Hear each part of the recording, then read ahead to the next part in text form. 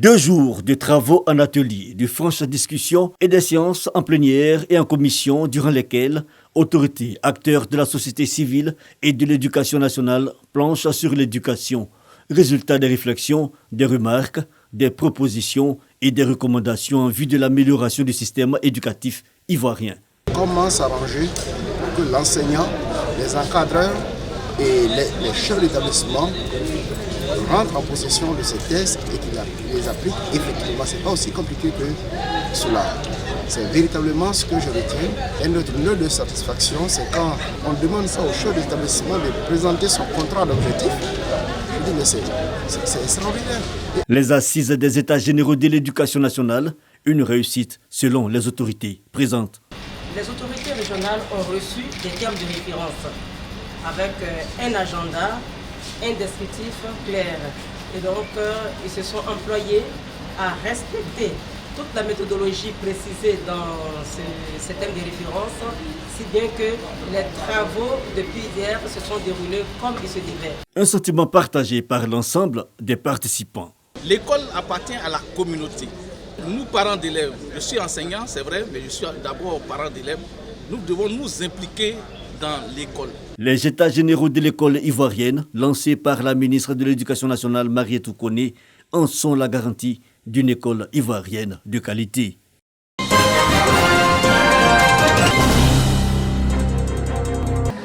Ils n'ont pas été oubliés, les enfants de l'école primaire de Tobli Bangolo, village de la sous-préfecture de Guézon, dans le département de Diokwe, région de Guémon. Ce sont 300 cartables et autant de lots de fournitures scolaires que ces élèves de l'EPP 1 et de l'EPP 2 de Tobli Bangolo ont reçu de la Fondation Semaé en guise de soutien pour cette année scolaire 2021-2022. La distribution des kits scolaires par la Fondation Semaé participe aussi à la sensibilisation de l'éducation de nos enfants.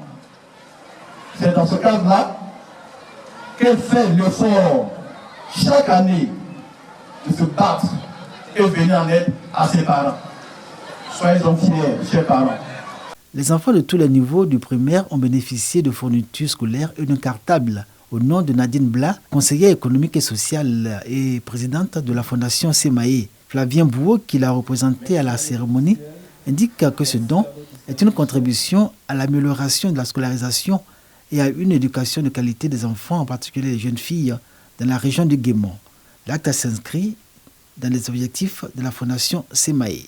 Pour cette rentrée scolaire, nous voulons offrir la possibilité aux enfants handicapés de pouvoir bénéficier de l'apprentissage autant que les autres enfants partout dans la région. Le sous-préfet de Guézon, circonscription administrative dont dépend Tobli Bangolo, Rodolphe Akafou, l'inspecteur de l'enseignement préscolaire et primaire, Brahim Silué, et le porte-parole de la chefferie du village ont traduit tour à tour leur gratitude à la Fondation Semaé pour son geste qui soulage les parents d'élèves. Cette fondation œuvre également pour l'autonomisation des femmes et l'amélioration des conditions de vie des populations vulnérables en zone rurale.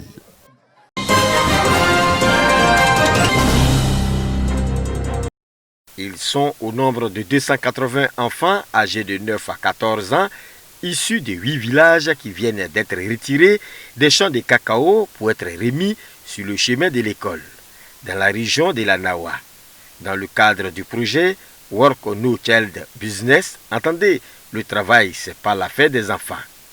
Un projet financé par le ministère des Affaires étrangères des Pays-Bas et mis en œuvre par l'ONG Save the Children. Save the Children a pu accompagner nos enfants au niveau de la direction régionale et donc nous en sommes très reconnaissants. À Boussoukrou, nous bénéficions d'un projet d'appui pour la construction d'un bâtiment de 2 salles de classe. Donc actuellement, les parents sont beaucoup motivés pour faire venir les enfants, scolariser les enfants.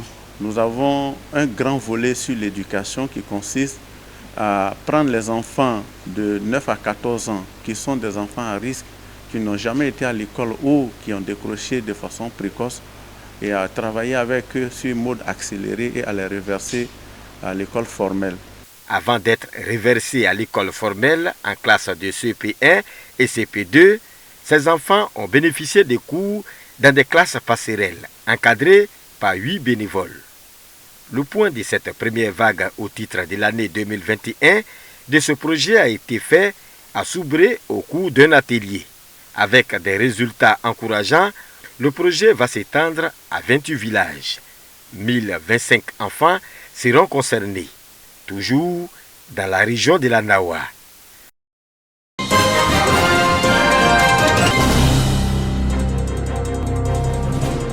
Koni, village situé à 15 km de Korogo.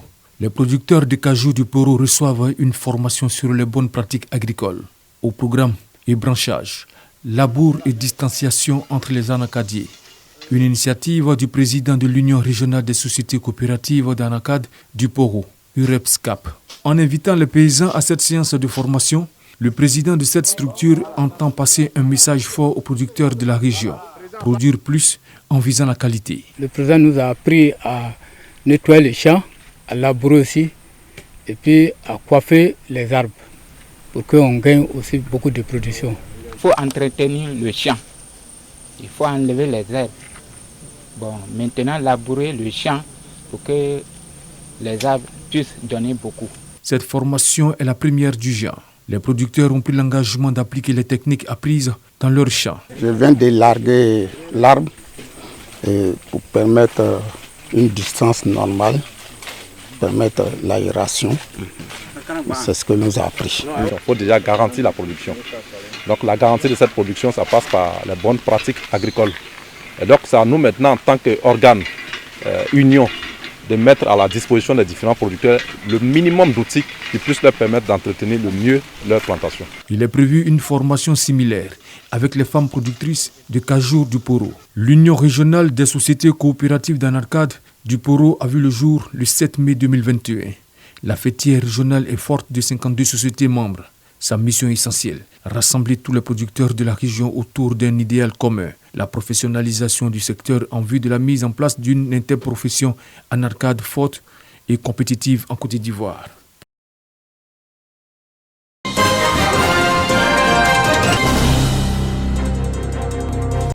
À l'initiative de l'ONG Care International, plus de 1500 sociétaires représentant 55 groupements d'associations villageoises d'épargne et de crédit avec du département de Soubré se sont retrouvés à Baléo pour un bilan des actions initiées au profit des sociétaires. Il ressort que les bénéficiaires, en majorité des femmes, arrivent à se prendre en charge à travers des activités génératrices de revenus qu'elles mènent. Monsieur le représentant du directeur pays, merci et 1000 fois merci pour avoir contribué à l'épanouissement des femmes des localités de Soubré, car grâce à la verte, il n'y a plus de femmes paresseuses. Le représentant du directeur pays de Care International a indiqué que ces fonds d'épargne et de crédit contribuent énormément à l'amélioration des conditions de vie des ménages. Nous avons mis en place ce qu'on appelle les associations villageoises d'épargne et de crédit. C'est une tontine améliorée. Les femmes se réunissent chaque semaine, elles cotisent, elles se font des prêts et à la fin d'une année, on partage. Donc on a renforcé les capacités de ces femmes-là à pouvoir économiser, à pouvoir prendre des crédits, à pouvoir rembourser, à pouvoir mener des activités. Renforcer les capacités économiques des femmes et améliorer les relations genre sont entre autres les objectifs que se sont assignés les groupements avec du département de Soubré. Pour cette année, l'association a pu réunir plus de 64 millions de francs CFA pour un fonds de solidarité de plus de 5 millions de francs CFA.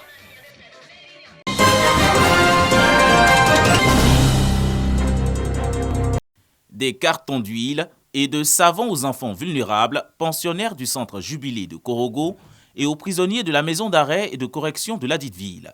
Un don d'une société cotonnière de la cité du Poro, Cotraf. Elle vient à travers ses actes de générosité apporter une aide au personnel de ces structures. J'ai été vraiment impressionné par tout le travail abattu. Dieu fasse que l'année prochaine les choses se passent aussi bien que cette année, sinon plus bien que cette année, que tout le monde soit dans la joie après des moments d'intense travail. C'est vraiment une belle initiative et nous prions Dieu que cette initiative puisse perdurer dans le temps. Le fait de penser à nos malades, ça nous touche profondément. Et ça nous aide, ça nous encourage nous-mêmes à aller de l'avant toujours. L'entreprise donatrice est à sa première édition des activités sportives et sociales. Un moment de communion et de fraternité. Cette journée a été également meublée par la remise de fournitures scolaires aux contractuels les plus vulnérables en cette période de rentrée scolaire. Une opération planting d'arbres est réalisée afin de contribuer à la reconstitution du couvert forestier. Les responsables s'engagent à institutionnaliser ces journées et appellent à une synergie d'action afin d'avoir une entreprise performante.